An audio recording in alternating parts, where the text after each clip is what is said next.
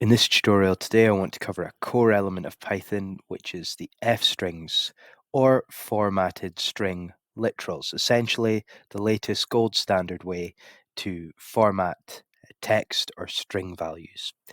So essentially, what I want to do here is within this Google Colab notebook, again, you can just type in Google Colab into your Google browser search bar, whatever, and you'll get to this. It's essentially just a Jupyter notebook hosted here within Google.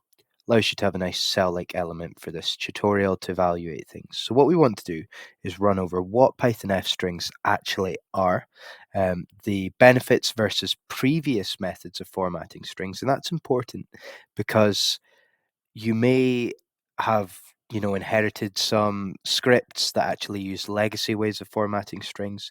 F strings even look a little bit jarring if you're first learning programming or how to format text. So there's a lot of things to consider, and it's helpful to have the background here. The uh, and and the other thing I would add here is we'll go through a few examples as well, but initially I just want to actually go ahead and talk a bit about f strings. So as I said, the full name, I guess, would be formatted string literals. It's a bit of a mouthful, so it's easy just to think of f strings. But why are we going to use f strings moving forward, or why do I recommend them? Well, they're the most concise and convenient way to embed expressions inside our strings. So essentially take variables, pass through values, it makes things more repeatable, reusable, and it's very helpful. And of course, this sort of string formatting is not just specific to Python. I work heavily in data. This is essential in SQL. So much time is spent within the data cleansing, transformation, ETL process in actually going ahead and cleaning strings. Any other programming language or BI tool, so it could be Java, it could be Power Query within Power BI. You need to cleanse strings, so it's hugely important. Now, with f strings, they were introduced in Python 3.6, and they're denoted here, as you can see in this third example, by an f prefix before we go ahead with our actual string literal. Now, the other key element here with f strings, as you can see here, is that they're enclosed within curly braces. So for example, we can put our variables in there, and Python evaluates them at runtime and then replaces it with the values that we've specified. They are the most modern way. They're concise, they don't take up a lot of room or time, so it's not as confusing if you're working through a large script. And generally, they're faster than even the element before this, which was string format, which we will look into, because the syntax is a bit simpler. It's easier to code in. They're evaluated at runtime. So there's a lot of benefits of using f strings. We don't necessarily need to get into that, but it is important to note whilst we're looking at an overview. So what I've got here is I've got just some test variables, very simple. My name and my age for the first couple examples anyway. I can run the cell. That's fine. Let's recognize those variables. And we can look at method one, which this is actually the original within Python, the original string formatting. And it's just denoted with the percentage sign. Now, it's worth noting that these are enclosed within a print statement, as you would print any piece of text or any item within Python. Um, but you can already see this is quite confusing because we denote everything in this original way with a percentage, and we've got the S. So just to print, essentially inherit this name value within the variable and the age, we've got the two percentages. We need to specify the percentage operator sign afterwards, and then what we're actually using. So we've got name and age. So if I was to print this and run the cell, we get what we expect. So my name is James because we got the name value first here specified, and my age is 29 because we've specified that. Now, in this original outdated way of formatting, it's already a bit complex even with two values because we need to specify it within a tuple. However, if we had more values, it would just get sort of very difficult to track and monitor. It's a bit more simpler if we just had one value, but it's still not perfect. And actually, right now, the Python documentation actually suggests you use this method, string format, or preferably F strings rather than this, because there's been a lot of quirks and errors, and apart from anything, it's just very hard to follow. And where readable and clean code is important when developing larger scripts or any sort of scripts of any length, um, this just really isn't suitable anymore. It becomes less readable very quickly. So the next option, and the reason I'm going over these is because I would use F strings now. I have done for some time, but the string.format method, you will still see this if you go in and you're developing Python solutions, maybe some automation, some scripting, maybe full-blown Python development. There will be this type of formatting in legacy code. So it's important to go over it. So this method here, str.format, was introduced in Python 2.6, and it uses the normal function call syntax.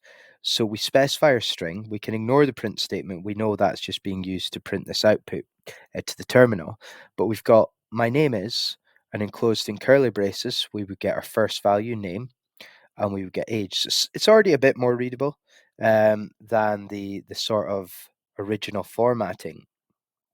It's still not perfect. There are a few nice things that you can do here. I'm just going to demonstrate some of the basics because the core of this tutorial isn't meant to be spent here. This is just a background. So if we were to run this, we would get, again, same result. My name is James because we're inheriting the name from the variable and the age.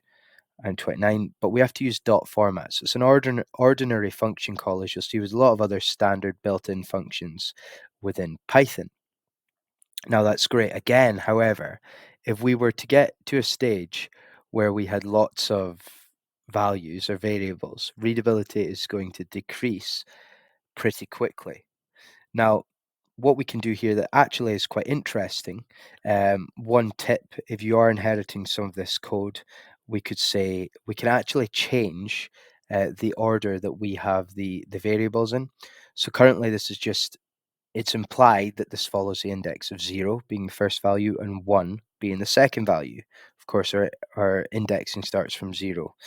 So we have name and age. So we get my name is James, I'm 29, as specified here in the ordering 0, 1. However, if I was to place 1 in here with my indexing and 0, what I could do is I get my name is 29, I am James. And that's the expected behavior. We can actually just go ahead and reverse the ordering. So that's just a nice little tip. But again, we wouldn't typically use string.format, but it is helpful to know because, yeah, potentially you'll likely have to either inherit this, use this, or upgrade it to F strings if you maybe have a script you're working on. So let's actually look here at F strings. We've spoken a lot about F strings, so I'm just going to go ahead and demonstrate some examples now. So like I said, F strings, formatted string literals, very convenient, very readable, evaluated at runtime. That's what we can remember. The syntax is a lot nicer. We've just got print statement. We can ignore that. Our string literal, our piece of text, is we have to denote it started with an F, and then we can go ahead with our curly braces and directly in here, instead of before where we call it within the function the name and age, we can just specify our variable in here. So again, we get my name is James. I'm 29 years old. Slightly different piece of text, but the same sort of structure there, and it's very easy to build into your pieces of text. Very simple with F strings. So we already see that benefit. Now, here's another couple examples of using F strings. So I've got here calculating discount with F string formatting. So we've got the price as a variable, just say 49.99, just under 50, in this case, Great British pounds. And the discount is 0.2, so 20% essentially of that price, because what we're going to do is multiply the price by 1 and subtract the discount. So essentially, we're multiplying the price by 80% because we've got a 20% reduction. And to print this, we just need the F again, the discount price is, and we just need one curly brace, the pound sign. And when we say dot to F, that's just a nice way of formatting to 2 decimal places.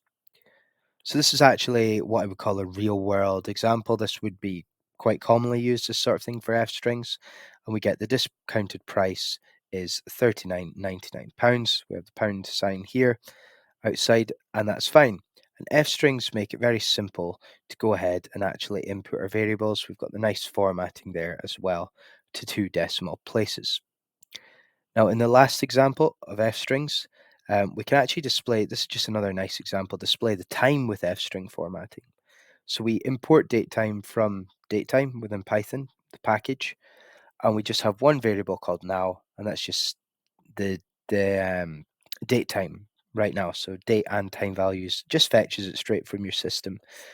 And we can simply print an F string again.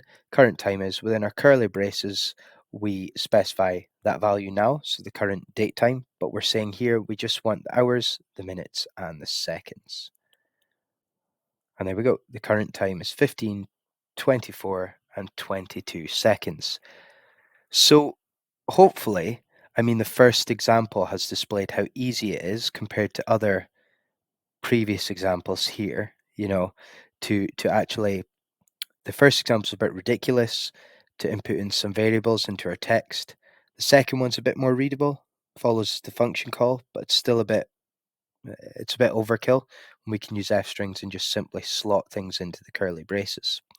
The last 2 examples are sort of real world, so feel free to screenshot these, grab them, um, take note, because you may use these. But again, F strings makes it really easy to not only simply slot in these values, but integrate with sort of decimal rounding, with time formatting, and it's really useful. So you should consider F strings if you're using Python at version 3.6 or above. And remember why.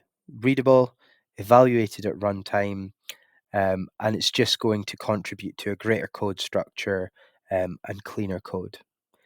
If you like this tutorial or found it helpful, please feel free to like, comment, subscribe, and share for more Python, coding, and data related tutorials. Thank you.